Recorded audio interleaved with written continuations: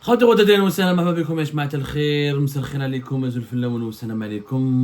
que vous allez bien, j'espère que vous vous portez bien. 11 personnes nous ont donné une lueur d'espoir.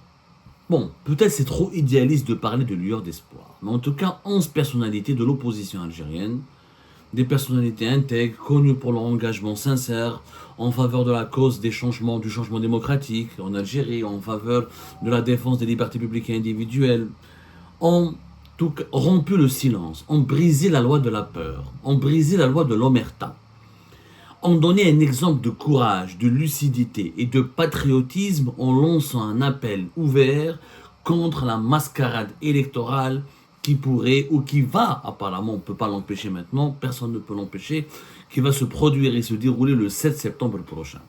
11 personnalités ont lancé un appel bien écrit, bien pensé, bien réfléchi, des mots justes, des vérités assénées, sans radicalisme, sans prise de position extrêmement partisane, sans appel à la haine, sans propos calomnieux, sans injures, de façon rationnelle, réfléchie, patriote.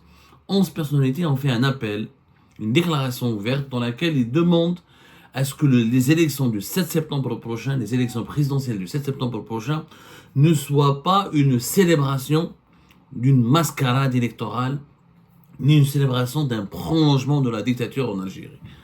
Ce sont des personnalités, franchement, que je respecte. Ali El-Askari, un ancien du FFS, Mohamed Hannad, un politologue, Fattah Sadat, un ancien député du LCD, Abdullah Habboul, avocat, connu, très respecté, qui a défendu et qui a sillonné le pays pour défendre les prisonniers politiques. Karim Tabou, figure du Hirak et ancien du FFS et qui a voulu créer son propre parti politique de l'opposition sur Bouteflika. Saïd Boudour, journaliste, collègue et confrère que je respecte beaucoup et ami de longue date.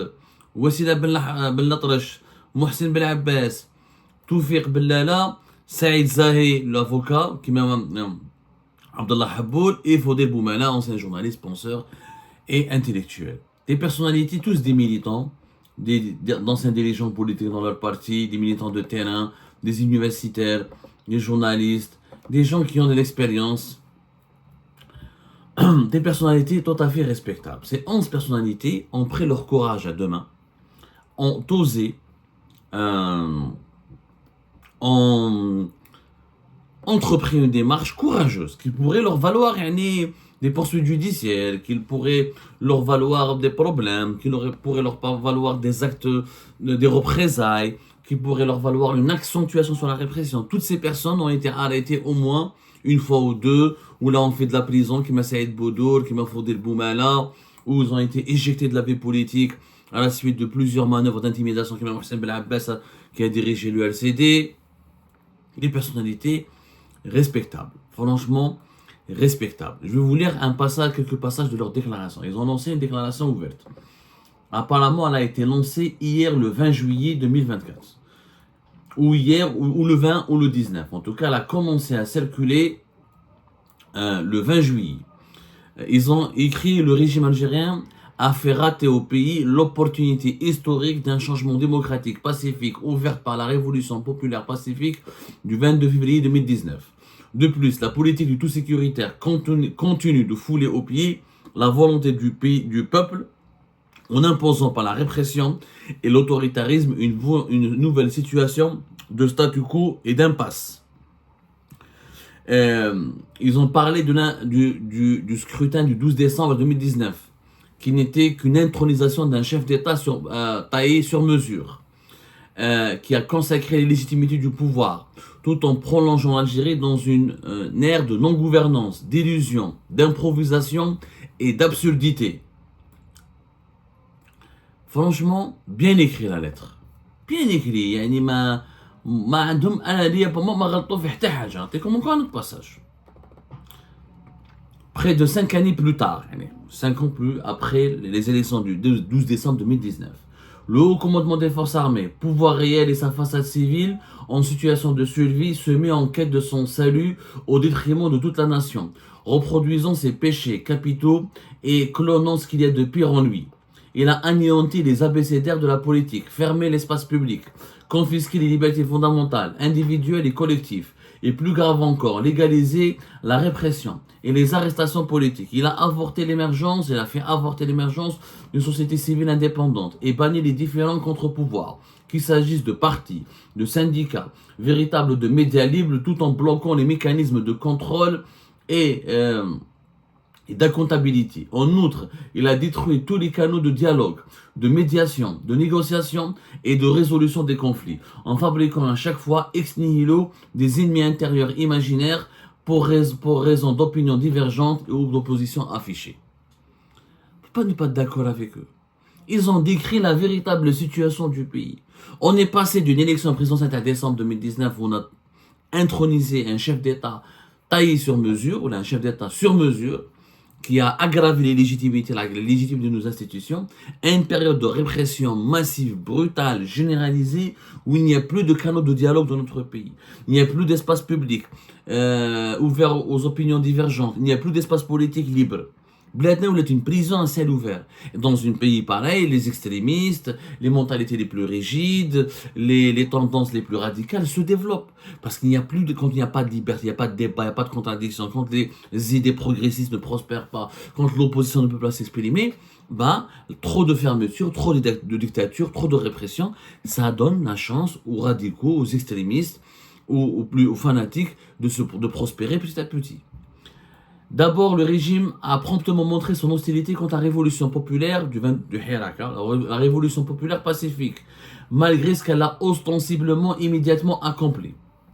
Unité nationale fortifiée, espoir ravivé, culture de citoyenneté, cristallisée dans la diversité, le vivre ensemble, la tolérance et la construction collective. Et de surcroît, il fait des valeurs partagées et de ses acteurs engagés une grande cible pour sa diabolisation et sa vengeance.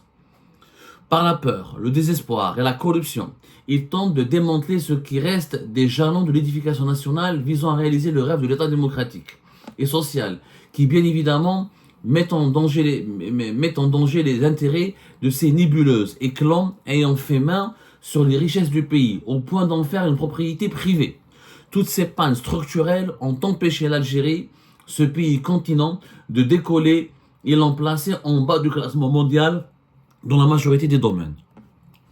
Très bien dit. C'est un appel, une déclaration très bien signée, très bien écrite. Mais qu'il bouge. C'est vrai que le Hirak était un magnifique mouvement social. Peut-être que politiquement on n'était pas efficace, qu'il était immature, mais sur le plan social, sur le plan sociopolitique, un beau mouvement.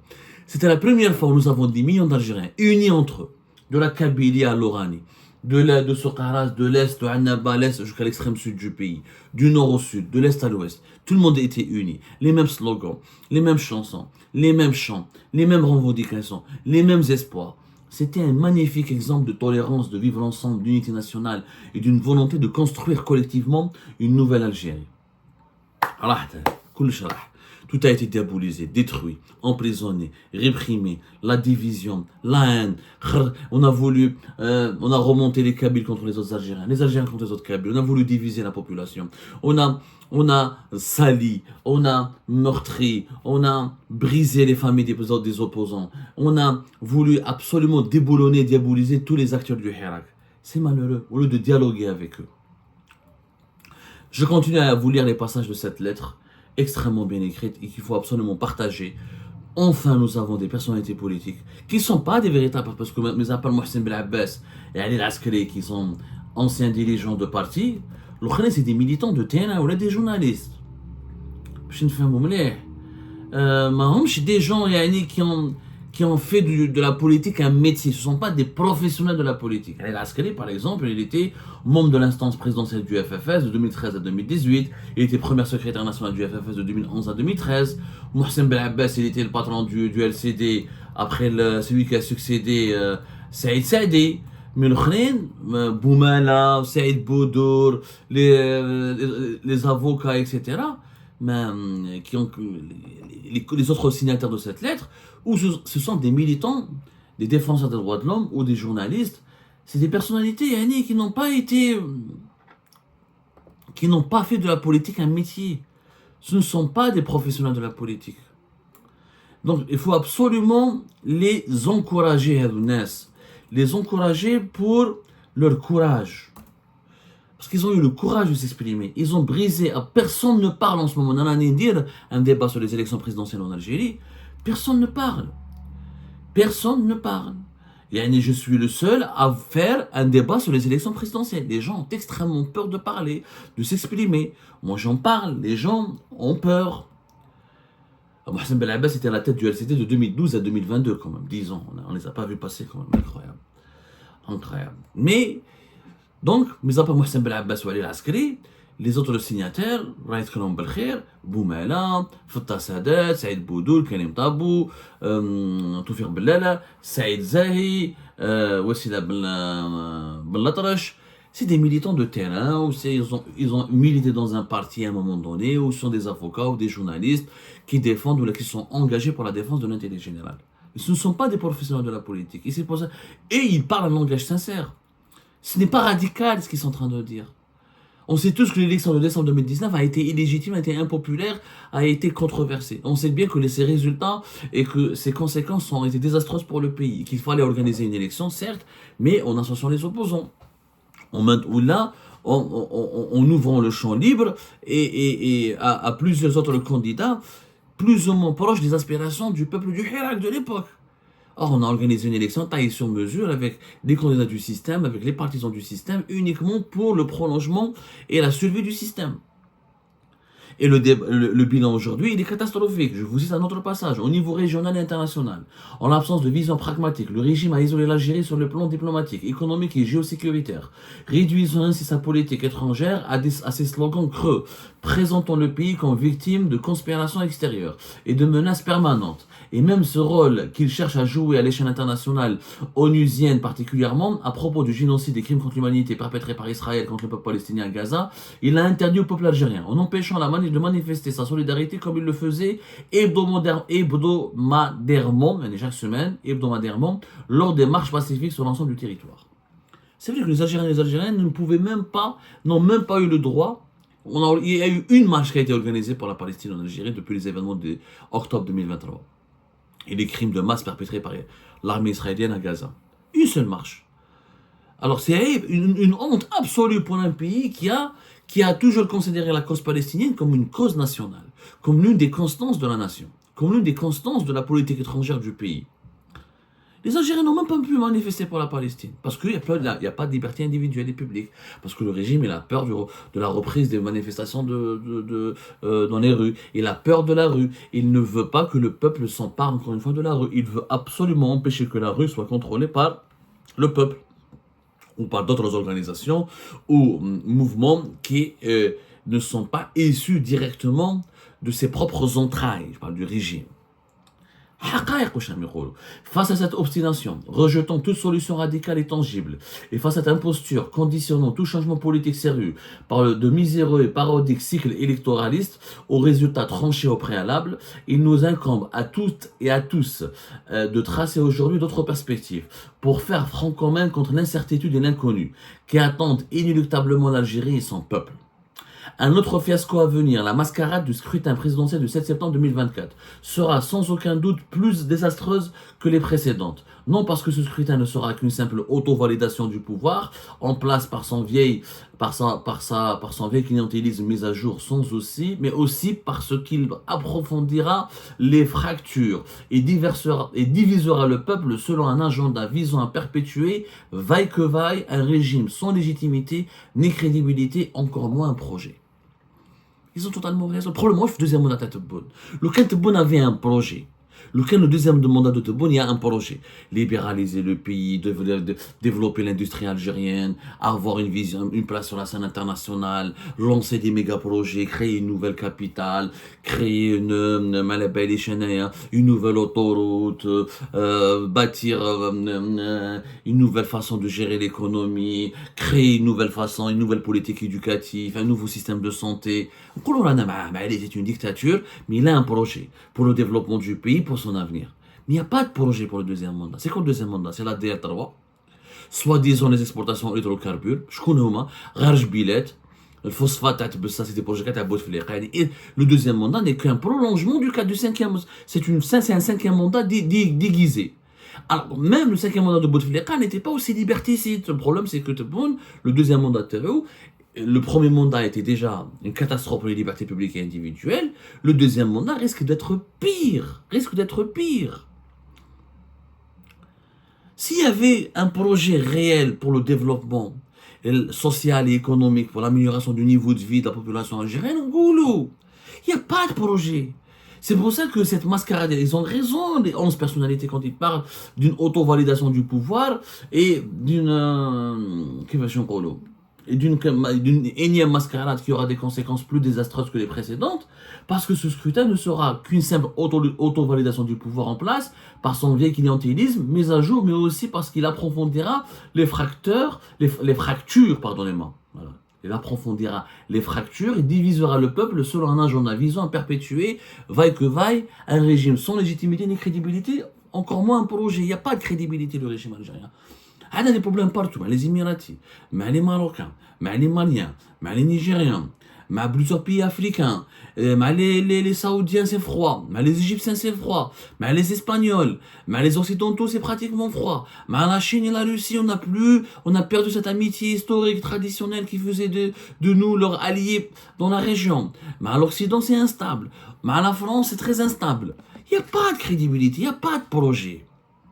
Parce que nous avons un régime instable, illégitime, colérique, c'est un régime colérique, blessé par ce qui s'est passé pendant 2019 et la crise du Hirak, qui est tout le temps sur la défensive, qui veut juste se maintenir, qui est recroquevillé sur lui-même, renfermé sur lui-même, qui veut se perpétuer, se protéger contre tout ce qu'il estime des ennemis de l'extérieur et de l'intérieur. Il a peur de tout, il est angoissé par tout, il veut pas lâcher du lest, il veut faire aucun compromis, il réagit dans la violence. C'est comme un adolescent qui est perdu, désorienté, qui vit une crise existentielle, il réagit uniquement dans la violence et dans la délinquance. Donc les régime algérien, c'est comme ça. C'est un adolescent qui traverse une crise existentielle.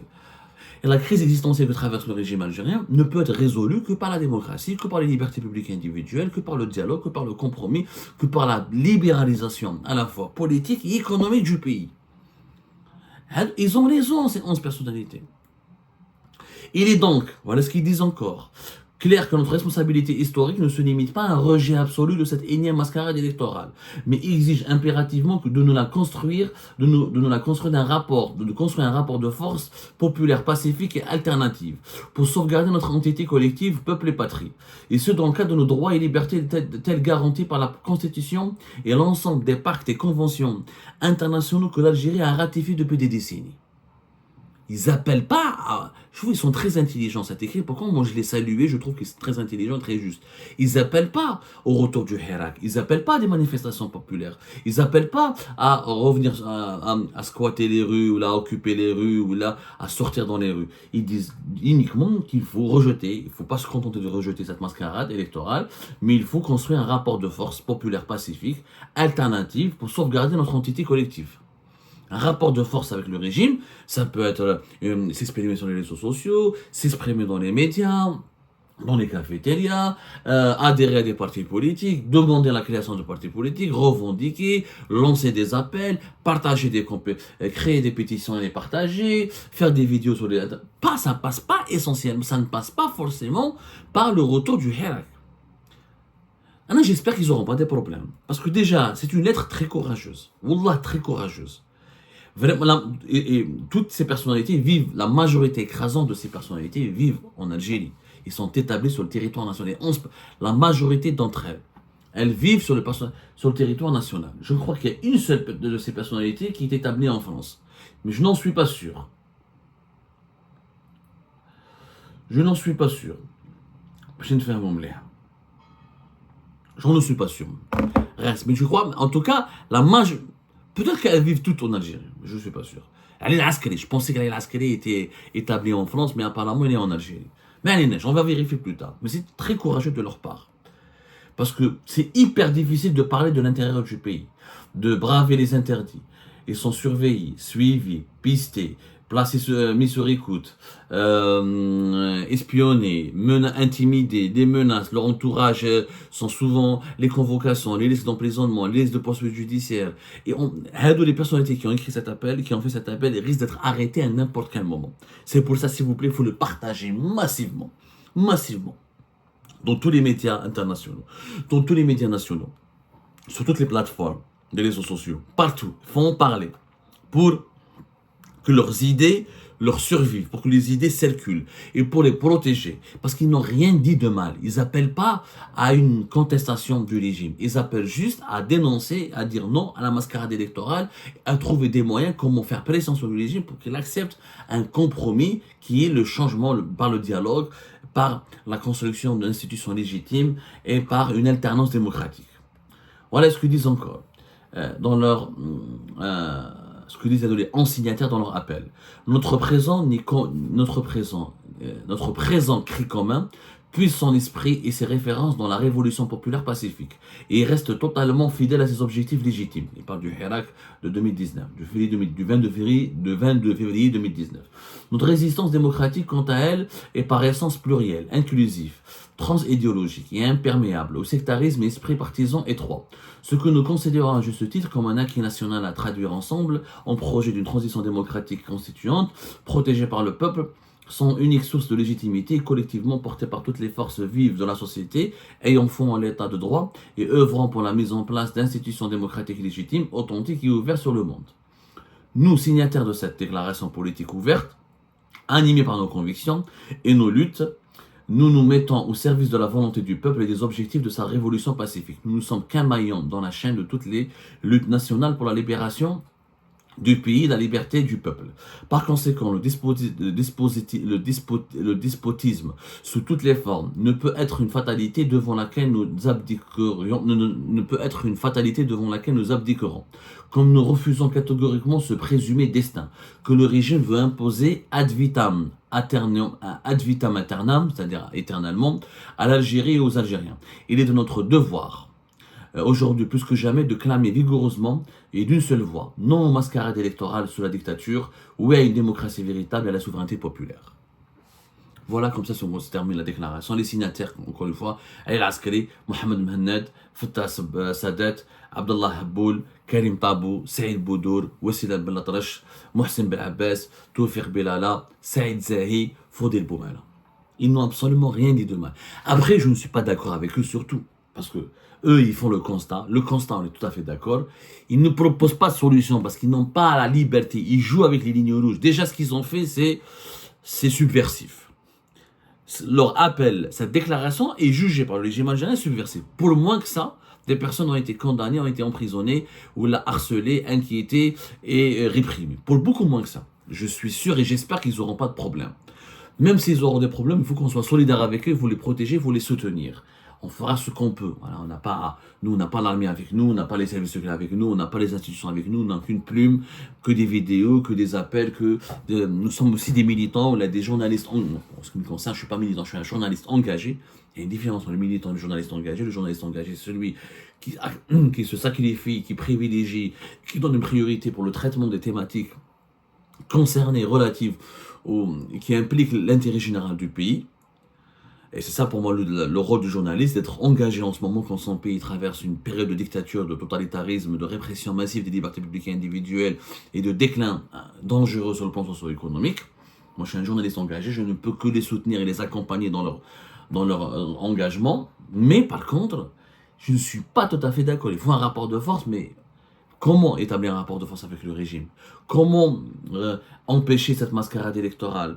Comment empêcher ce présumé destin que le régime algérien veut imposer éternellement au pays? Comment bloquer ou ralentir ou là lutter contre la perpétuation du statu quo et de l'impasse dictatoriale en Algérie? C'est quoi? Parce que le régime, c'est quoi son objectif? C'est imposer le statu quo permanent. On est une dictature, on restera une dictature. Le peuple aura les aides sociales, il aura un système social, il aura des salaires, il aura quelques droits très minimalistes et nous on aura tous les privilèges du pouvoir.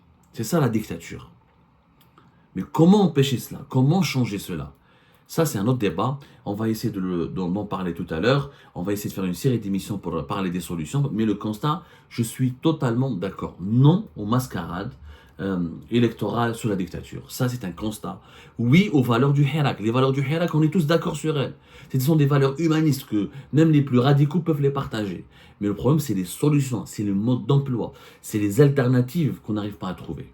On en parlera plus tard. En tout cas, je ne vais émettre aucune critique parce qu'il faut saluer, encore une fois, le courage, la lucidité, le patriotisme, l'audace, l'esprit, l'humanisme et encore une fois l'exemplarité de cette initiative citoyenne d'abord. Elle n'est pas politique, elle est citoyenne.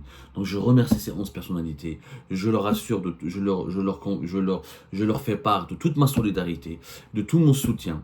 Et j'espère que si elles ont, et je leur dis dès maintenant, à elles, à ces 11 personnalités, comme à leur entourage familial et personnel, si elles ont le moindre problème, il faut nous communiquer rapidement les informations pour empêcher toute répression, toute arrestation, pour empêcher qu'elles nous subissent la moindre des gênes, parce qu'elles ne font que exprimer une opinion pacifique, libre et indépendante qui est partagée par la majorité écrasante des Algériennes et dont l'analyse et le constat collent parfaitement à la réalité aujourd'hui de notre pays.